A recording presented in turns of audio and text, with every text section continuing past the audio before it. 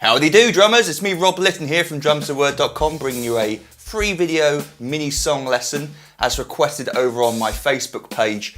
The song is going to be Snow, brackets, hey ho, close brackets, by the Red Hot Chili Peppers, of course, drums by Chad Smith, the Funkmeister. And you can download the free PDF that comes with this lesson. What I've got for you in this mini song lesson, because it's one of those songs where every single bar is pretty much different because of the way Chad improvises with the ghost notes, etc. So what I've got for you is like the basic patterns here, the main ones that stand out to me, the main drum fills, the main grooves. 1, 2, 3, 4, 5, 6, 7, 8, 9, 10, 11, 12, 13. 13 parts to this, where you can download these 3 pages and have them printed out in front of you as I go through each of these sections. I've got timestamps for each of them. So let's get cracking on with the first one. It occurs at, well, it's when Chad comes in with the drums. I've got the first 4 or 5 bars, including the drum fill for you, that occur around 9 seconds into the song. And really this gives you a really good idea of how improvising Chad is with the ghost notes, with drags, with the open hi-hats. Each of these 4 bars is different, and these are just the first 4 bars of the song. So, to give you a good idea of the basic pattern, but we start off with this drum fill, 1 and 2 and 3, 4 and 1. And there is a slight, ever so slight swing to Chad's playing. 1E and a 2E and a 3E and a 4 and 1. Not quite as swung as that, but it is a little bit swung, and it's one of those things, a feel thing that if you're new to drumming, don't even worry about what that means and how it sounds different. You'll learn it eventually by playing along to lots of songs, by listening to lots of great drummers. You'll learn this kind of swung feel naturally. So don't worry too much about it if you don't understand what I'm talking about. 1, 2, 3, 4 and 1. Then we're into our first groove. So the first bar here, we've got 1 and before I go into this, let me just say one last thing about Chad's playing. He improvises with the hi-hat, the stepping of the hi-hat a lot. He, as we're going to see later in this lesson, the next one in fact, the next example, he kind of steps the hi-hats. We'll talk about it more in the next example. But even for these first 4 bars, there are very subtle hi-hat things going on here that I didn't want to give you headaches over trying to read it, or should I say myself headaches over trying to read it and teach it to you guys, because it's one of those things, it's so unique to the drummer, Chad, that trying to replicate another drummer's style 100% when you've got someone, excuse me, to spat everywhere, when you've got someone like Chad Smith, is not pointless, but it's kind of irrelevant. You're trying to copy someone else's style. You need to find your own style. Every drummer, every musician needs to find their own style, but just be aware, that's my excuse out the way, that Chad, even in these first 4 bars, we've got some very subtle hi-hat stuff going on. I've just written them as straight hi-hats, and I've written the obvious openings. I've included them, but there are accents going on, subtleties here, and with the stepping of the hi-hat foot as well, which we'll go over in the next example. Very, very subtle stuff going on. Chad's very hard to replicate on the hi-hats, especially on an electric hi-hat like this. Anyway, so our first bar, 1 and 2. And what we do here is we come in, open hi-hat on the end of 1, closes on 2, and Chad plays this classic idea where he's accenting beat 2 and he's playing a ghost note straight afterwards. 2E and, those notes in brackets are ghost notes. 2E and, then we get and a 3 and 4 and a 1. So those ghost notes at the end of the bar on the of 4, the ghost note with the tail through it means it's dragged, it's double notes. And a 1 and a 1, another sort of staple of Chad's playing. Ghost notes after the accents on 2 and 4 and those drags at the end of the bar. You know, whenever I think of Chad's drumming, I think of something like one of their earlier songs, I forget which one, but that's the classic sort of Chad Smith groove, and we've got this kind of going on here. 1 and 2, 3 and 4 and 1. Notice there's no accent, ghost note on the E of beat 4 there. Don't worry about that. By the way, the reason I could hear all this stuff, you might be thinking, how on earth did you hear that? Is I found a YouTube video with just the isolated drums of Chad Smith. Google it for yourself on YouTube. It's really cool listening to just the drums on their own. You can hear all the subtleties and also some of the mistakes that Chad makes as well, which is interesting because they kept them in. Nothing huge, it's just ever so slight timing issues. We think, well, that sounded a bit, with the bass drum, for example. But if you can spot them yourself, I'm just being picky, it's not important. Very, very, very subtle. And then with the rest of the band in the song, you don't hear those mistakes because they're deep in the pocket. So, what was I talking about? Let's go into bar 2. 1 and 2E and a 3. It's bar 3 on the chart, but it's bar 2 of the groove. 1 and 2E and a 3. So we get this and a 3 again, and then 3 and 4 E and this open hi-hat on the and a 4. 4 E and 1. Next line, 1 and 2 E and a 3 and 4 E and a 1. And then we get this very definitive hi-hat push thing that Chad does later in the song as well, but this is the first time it's sort of really obvious in the groove at this point in the song, where he opens it on beat 1 and closes it on the and of 1. 1 and 1 and. We get that kind of, it's really subtle. Play it soft, if you can, as soft as you can, so it doesn't stand out as a really loud accent bark, because that's not what you hear on the recording. So we get this 2 E and a.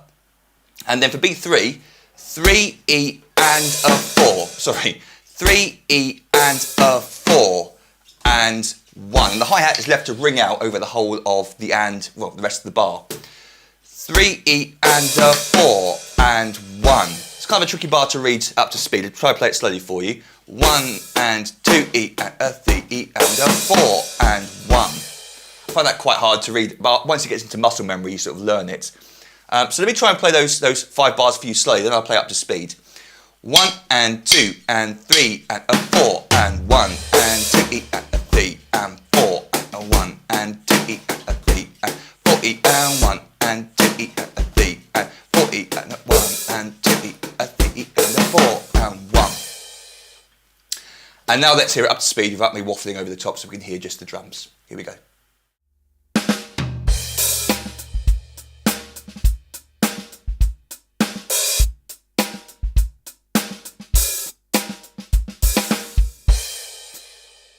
So this next example occurs at 20 seconds. It's really the next 2 bars after the previous 4 I just showed you.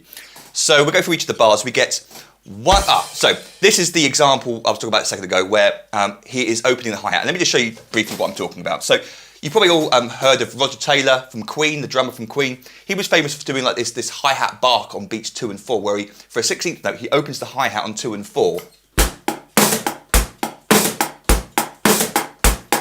And he was really good at doing that and making it sound so nice.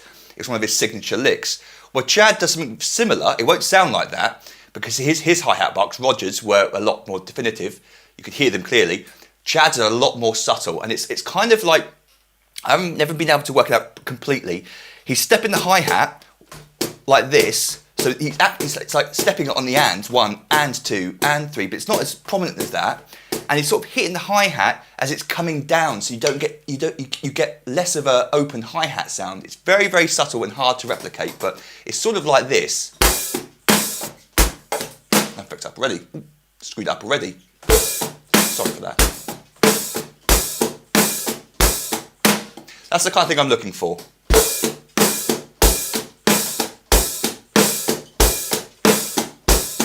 But that is too obvious. Even that is too much. It's more subtle than that, and it's much easier to replicate with a real acoustic hi-hat, so forgive me. But that's roughly what he's doing, and he's very good at it. So we get this first bar. You can see it's opening the hi-hat on 2, 3 and 4 and closing on the ands. 1 and 2 E and a 3, and it's hard to play slow as well. 1 and 2 E and a 3 and 4 E and a 1. No, it's not. 1 and 2 E and a 3 and 4 E and a 1. Into the next bar, and by the way, I played a 1 there, it's not, it's a 1 at the end of that first bar. Second bar, 1 and 2 E and a 3. This is cool, he drops a ghost note there on the of 2, but we still get the 3, so we get the ghost note falling with the bass drum. And a 3, and a 3, and. So then we go 3 and 4 E and a 1. And a drag at the end, a 1. So there's 2 bars again.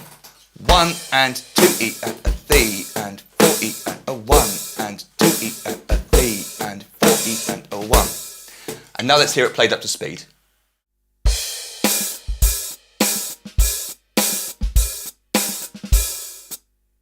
So this next example occurs at 54 seconds into the song, and it's the first sort of really prominent drum fill apart from the one at the end of the song, at the beginning of the song. And I've got the groove that follows it afterwards as well, so you've got a bit of context for it after the drum fill. But this is lovely. This is a great example of Chad's use of ghost notes. Very nice sounding drum fill, this. He's kind of opening the hi-hat all the way through from the beginning of the bar. 1 and 2 E and a. 1 and 2 E and a. Then we get this drum fill, 3 E and a 4. So we get normal note, ghost note, played quietly, a tap, 3 E, and then 3 normal volume notes, 3 E and a 4 and 1. And play 2 different crash symbols like that if you've got 2 crashes. Otherwise it can just be the 1 crash, it doesn't matter. 1 and 2 E and a 3 E and a 4 and 1. And we do get that sort of natural build-up. I haven't notated it as that, but you always get that kind of feel to it. It's sort of building up in volume a little bit, and that last note is louder than the first note. Kind of. So we get this. 1 and 2 E and a 3 E and a 4 and 1. I'm making sure I get that snare drum accent or normal volume note there in there as well. Otherwise, what I want to play is this. As he plays that later on, where he plays the 2 snare drum notes, both quiet. We'll come to that one later on, but this one, we get that. Lovely drum fill. Then the next bar is just more the groove. 1 and 2 E and a 3 and 4 E and a 1. So notice how he doesn't go straight into that hi-hat stepping thing straight away. He waits for the, well, he doesn't wait, he just comes into it where he feels comfortable, which is halfway through that bar after the drum fill. And why not? No one's missing it. So there's 2 bars together, 1 and 2 E and a 3 E and a 4 and 1 and 2 E and a 3 and 4 E and a 1. And now up to speed.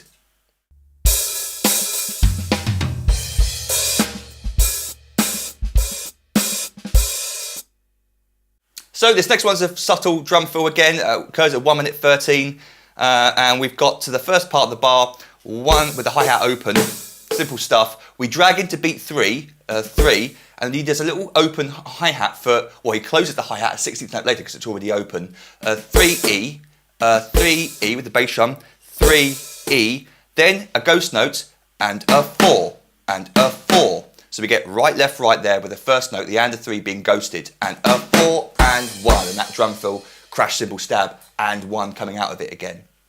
1 and 2 E and a 3 E and a 4 and 1.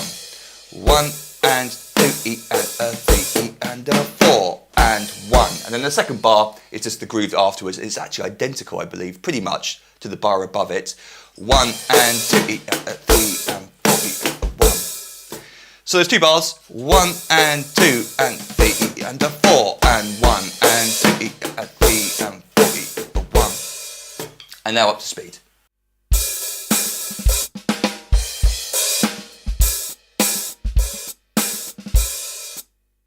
So this next drum fill involves where he, I mentioned a second ago, where he plays the 2 snare drum notes in between, on the E and the and, in between the main accent notes, as we'll see in a second. He plays them both quietly as ghost notes. So we start off with 1 and 2 and a 3. And I think, yeah, I haven't written the hi-hat closing there, but you can close it on beat 3 if you want. A 3, and then he plays E and then we go a 4. So these 2 notes are normal volume, a 4. So we just hear, that's what you're looking for. With all the ghost notes and drags.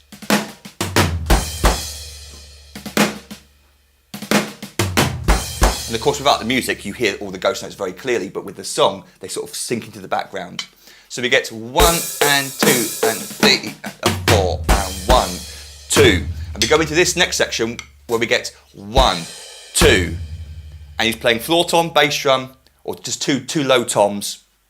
His 2 lowest toms probably, with the bass drum. And then, for whatever reason, he plays the hi-hat on beat 3, just steps it. I just heard it on the recording, so I thought I'd include it. So we get 1, 2, 3, 4, 1. And then after that, he leaves out the hi-hat. It's just playing this backbeat on 2 and 4.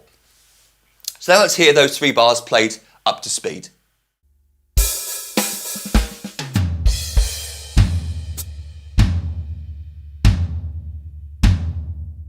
Okay, these next 3 bars occur at 1 minute 45. It's the outro of this bit, how it comes out of it.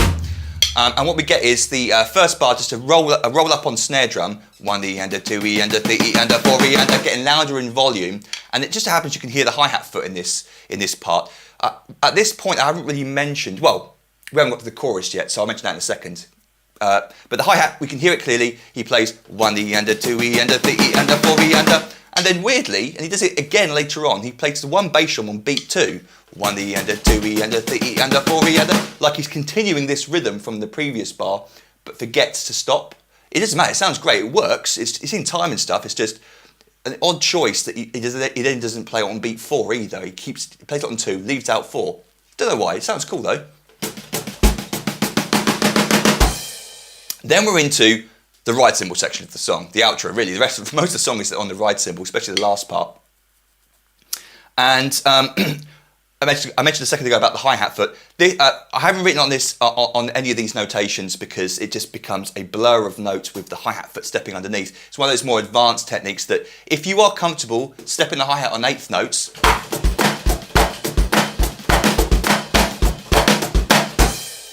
stuff like that, then please do, because that's what Chad is doing. He's stepping the 8th note pretty much all the way through these sections, but just to work on the beats themselves is enough. That is extra. That's icing on the cake that you can add to later in your playing if you feel comfortable doing it. So just so you know, that's what he's doing for these chorus ride cymbal sections.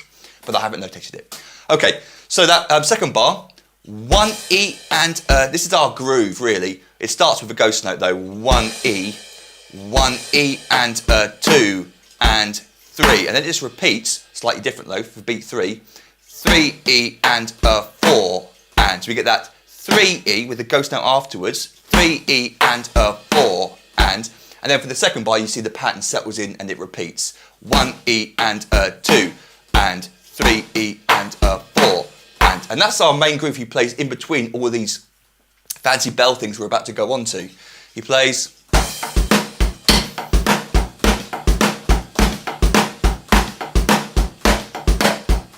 and he sort of accents the bell. You do hear these occasional accent bells on 2 and 4 with the bat beat.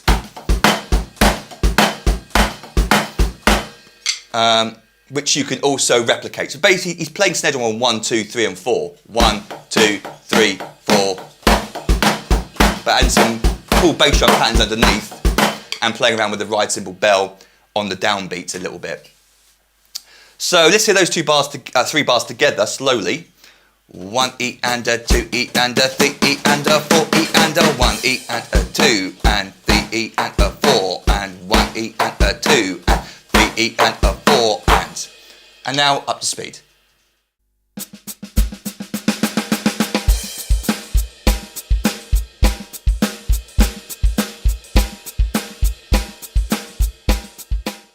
Okay, so these next like 6 examples really are the variations, the cool variations that Chad plays with the ride cymbal. We're really focusing on what he's doing with the bell. That's what stands out for me, especially for these first 3 or 4 examples. But this one occurs at 2:04, and he's playing that groove before, and he goes into this drum fill. We get 1E, and it's not really a drum fill, but you know what I mean.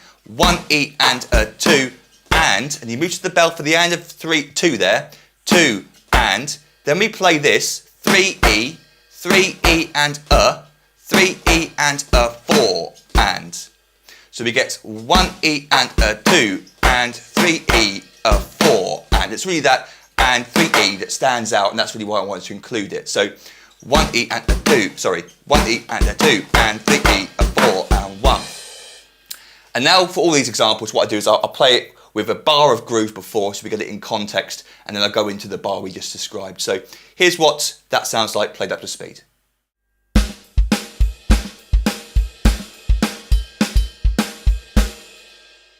So another variation of the bell occurs at 3:30 to the song. It starts like this, 1E, 2 and, so it's very similar to the last one. We get and 3E, and 3E, but then he plays it again on beat 4, a 4 and 1. And don't feel the need to play the and a 4 every time.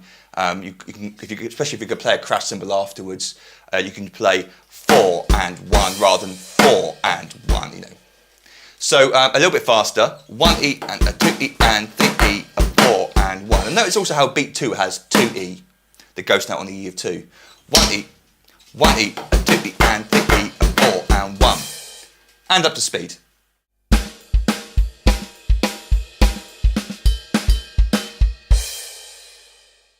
Okay, so another bell variation, but with a bit of a drum fill at the end of it.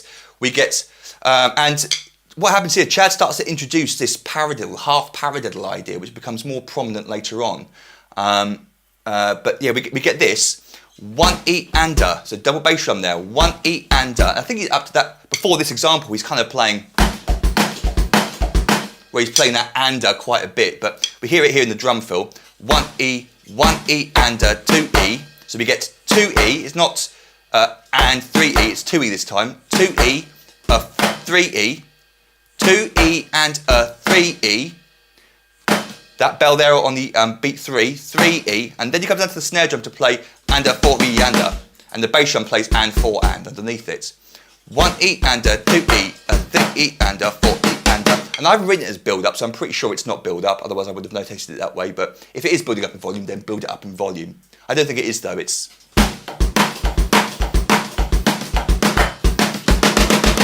something like that. But let's hear what that sounds like without the mic on, up to speed.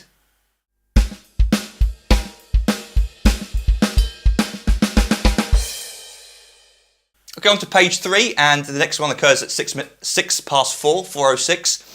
We get 1 E and a, so he's maintaining that double bass drum there. 1 E and a, and we get 2 E, the bell there on the E, 2 E and then this bit's different. We get 3 E, a ghost note on the and a 3, and so quietly, and or leave it out. 3 E and then between two toms, flam, 4 E and a 1. It goes out the bar, 4 E and a 1, like that. So we get 1 E and a 2 E, a 3 E and a 4 and a 1. 1 E and a 2 E, a 3 E and a 4 and a 1. Let's hear it played up to speed.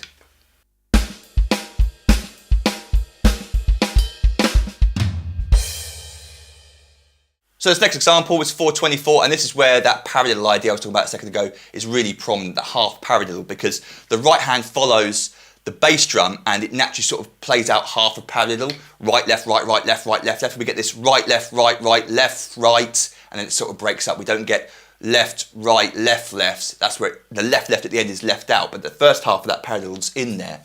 So we get, and this is all on the bell for the first part, 1 E and 2 E, and don't hit the nut like that. 1 E and 2 E. So we get and 2 E and it continues 3 E, 3 E and 4 and. So pretty much all the bass drums and snare drums there, apart from beat 2 and the E of 1, are falling with the bow of the ride cymbal. 1 E and 2 E and 3 E and 4 and 1. 1 E and 2 E and 3 E and 4 and 1. And up to speed.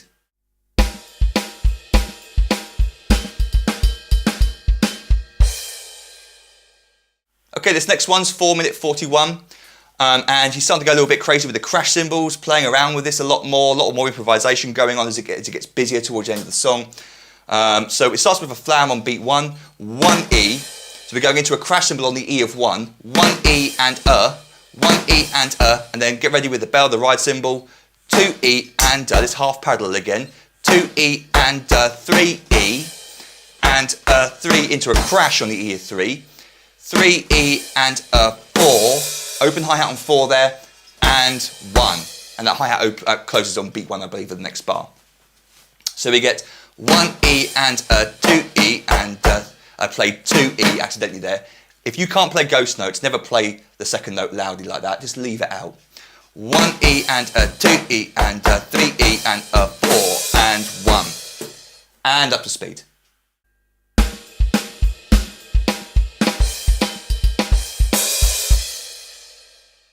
So then finally we've got the drum fill that occurs at the end of the song, 5:21.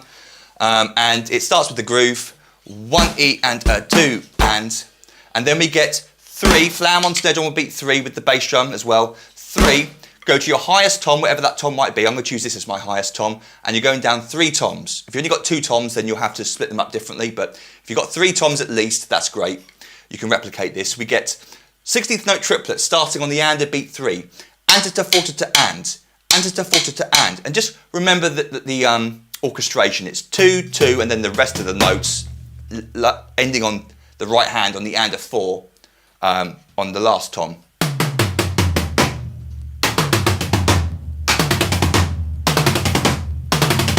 That sort of speed. So we get 1 E and a 2 and 3 and a da, da, da, and then I've written here note, slight slowdown for last crash. So they don't go and da, da, da, and 1. It's and da, da, da, and 1. Slight hesitation there when they crash on beat 1. So it's not quite in time. They did it on purpose. It's a slight delay to the last crash, the last hit of the song. So we get 1 E, a 2 and 3 and I do that quite a bit. I miss because I'm looking down here. My excuses are because I feel like I need to make an excuse because I play poorly in this video, hitting things all over the place. Is that my new acoustic kit setup is just 2 toms. I don't have this tom ever, so it's getting used to this tom for these lessons that I make mistakes. There we go. 1 E and a 2 and 3 and 1. And now let's hear it played up to speed properly.